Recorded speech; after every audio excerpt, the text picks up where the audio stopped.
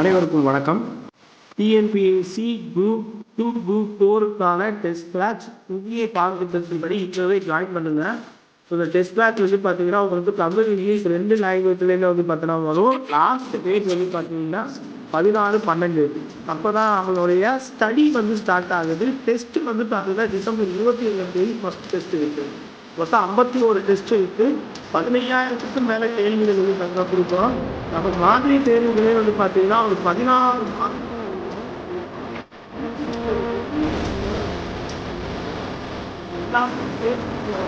ரொம்ப கம்மியாக